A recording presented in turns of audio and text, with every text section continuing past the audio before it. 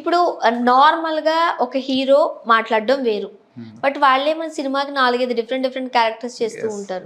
So దానికి అన్నిటికీ వాళ్ళే డబ్బింగ్ చెప్పుకుంటూ ఉంటారు సాధారణంగా. బట్ ఒక్కొక్క బాడీ లాంగ్వేజ్కి తగ్గట్టు వాళ్ళ వాయిస్ కూడా మారిపోతూ ఉంటుంది. ఈ చేంజెస్ మనం చూస్తూ ఉంటాం. మరి మీరు ఎట్లా చేస్తారు? ఆ ప్రాక్టీస్ ఎట్లా ఉంటుంది? ఇప్పుడు మీరు ఒకటే అంటే చిరంజీవి గారే 2-3 వేరియేషన్స్లో చూపించారు కదా, ఇంకెన్ని వేరియేషన్స్లో చేయగలరు? చేయొచ్చండి. అంటే ఆయన తాగినప్పుడు ఎలా మాట్లాడతారు, అంటే మళ్ళీ ఇంకొక స్లాంగ్లో, లేకపోతే ఎమోషన్. ఇప్పుడు కరెక్ట్ ఇప్పుడు ఇది కామెడీ, కొంచెం కామిక్ అంటే శ్రీకాకుళం స్లాంగ్ ఉంది. సో ఇలా కాకుండా ఒక సైరా నరసింహారెడ్డి, ఇది పవర్ఫుల్ క్యారెక్టర్. ఇప్పుడు ఫస్ట్ మాట్లాడింది క్యాజువల్, ఇది శ్రీకాకుళం. ఇప్పుడు సైరా నరసింహారెడ్డి పూర్తిగా పవర్ఫుల్ క్యారెక్టర్, ఒక దేశభక్తుడు. తలెత్తండి, కళ్ళు తుడుచుకుని రొమ్ము విరుచుకుని సగౌరవంగా చూడండి, మీ ముందున్నది స్వేచ్ఛ. ఈ గడ్డ మీద పుట్టిన తల్లుల జోలపాటులోనే వీరగాథలున్నాయి. ఈ దేశం చేసిన యుద్ధం పురాణం అయింది. ఈ దేశం చిందించిన నెత్తు ఇతిహాసం అయింది. ప్రపంచానికి ముక్తి నేర్పింది మనం, ఇక విముక్తి నేర్పుదాం. బతుకు నేర్పింది మనం, ఇక స్వేచ్ఛను నేర్పుదాం. భారత మాతను బానిసను చేసి వ్యాపారం చేస్తున్న తెల్లదొరల తలలు తెంచుతూ తరిమి కొడదాం. ఈ గడ్డ మీద పుట్టిన ప్రతి ప్రాణికి లక్ష్యం ఒక్కటే, స్వాతంత్రం, స్వాతంత్రం, స్వాతంత్రం. సూపర్ అండి. రోజు ఉదయాన్నే 4 గంటలకు లేచి ఓకే చల్లటి నీళ్ళల్లో అంటే సముద్రం ఒడ్డుకి వెళ్ళి సముద్రంలో ఎంతవరకు మునిగి ఆ వాయిస్ అంతా సవరించుకుంటే మంచిగా పాటలు పాడతారు, మంచిగా మిమిక్రీ వస్తాయంటారు. అంటే అది సాంగ్స్ పరంగా, సంగీతం పరంగా అవును, అలా ఆ రాగాలాపం కోసం అంటే చలికి వణుకుతూ ఉంటారు కాబట్టి అందులో నుంచి రాగాలు వస్తూ ఉంటాయి, అది వేరే. బట్ మిమిక్రీకి ఏంటంటే దీనికి ఒక టైం పెట్టుకుంటే, బట్ ఏదైనా ఒక విషయాన్ని ఒక 3-4 రోజులు గట్టిగా ప్రాక్టీస్ చేసుకుంటే, ఒక డైలాగ్ అవ్వచ్చు, ఒక ఇది దాని మీద ఫుల్ ప్రెషర్ కాన్సన్ట్రేషన్ చేస్తే అది వచ్చిన తర్వాత అప్పుడు ఇంకో దానికి వెళ్తాం, నెక్స్ట్ ఇంకోటి ప్రాక్టీస్. అంటే ముఖ్యంగా ఒక వాయిస్ తీసుకున్నారనుకోండి, ఎన్ని డేస్ పడుతుంది కంప్లీట్ గా అంటే పర్ఫెక్ట్ గా వచ్చేయడానికి? అది చెప్పలేము, ఎందుకంటే నేను అదే నాకు 20 years నుంచి చేస్తున్నాను మిమిక్రీ. ఎప్పటికప్పుడు డెవలప్ చేసుకుంటూనే వస్తున్నా. అంటే ఎప్పటికప్పుడు వేరియేషన్ ప్రాక్టీస్ చేస్తూనే ఉండాలి, పర్ఫెక్షన్ కోసం ప్రయత్నిస్తూ ఉండాలి. అదేంటంటే ఇంక ఇలా షోస్ ఇలా చేస్తున్నప్పుడు కానీ, ఇప్పుడు ఏంటంటే ఈ మైక్లో ఇలా, బట్ స్టేజ్ మీద వచ్చేసరికి మైక్ సౌండ్ సిస్టమ్ అది ఉంటుంది కాబట్టి దాని మీద ఒకలా వస్తుందండి. సో అలా అనమాట. బట్ ఏదైనా ప్రాక్టీసు, ఇంప్రూవ్మెంట్, ప్రజెంటేషన్. సో అట్లా.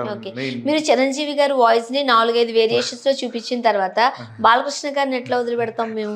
ఎందుకంటే అసలు బాలకృష్ణ గారి అంటే ఆయన కామెడీ చేశారు అనుకోండి, భలే ఉంటది, రైట్? సో మరి మీ వాయిస్ లో కావాలి మాకు డిఫరెంట్ వేరియేషన్స్ లో, మీరు ఎన్ని చేయగలిగితే అన్ని. బాలకృష్ణ గారిది నేను మామూలుగా అంటే ఆయనది ఒక స్టైల్, ఒక సింహారెడ్డి ఒక స్టైల్ ఉంటుందండి. తర్వాత సింహ లెజెండ్ ఇట్లా వచ్చేసరికి బోయపాటి సింగ్ గారు ఇంకొంచెం స్టైల్ మార్చారు. ఆయన మూవీస్ వచ్చే స్టైల్ మారింది. సో అది ఎలా వేరియేషన్. ఇప్పుడు సింహారెడ్డిగా బాలకృష్ణ గారు అయితే ఆయన ఎమోషన్, రండిరా ఇడ్లీ బద్ది, రండిరా ఇడ్లీ బద్ది సరిపోకపోతే మీ ఊరు మొత్తం అందరిని పిలవండిరా, అందరిని తెగ నరుకుతా.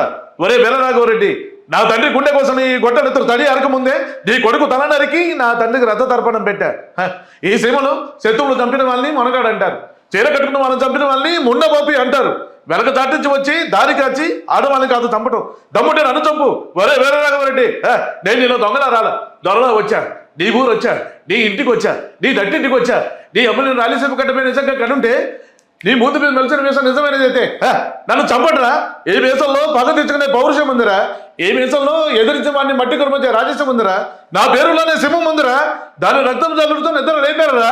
మిమ్మల్ని ఇక్కడికిక్కడే తెగ నడకపోతే ఏ వేషం కొలిగించుకుంటానురా. నాకు కూడా ఐస్ వచ్చిందండి. సో మీకెంత ఐస్ వచ్చి ఉండాలి. ఓకే, బాలకృష్ణ గారు కామెడీ చేస్తున్నారు అనుకోండి, అప్పుడు పాపులర్ టీవీకి వచ్చినందుకు చాలా ఆనందంగా ఉంది. స్వర్ణ గారు, మీరు బాగా యాంకరింగ్ చేస్తున్నారు. బహు బాగా చేస్తున్నారు. Thank you. చాలా ఆనందంగా ఉంది.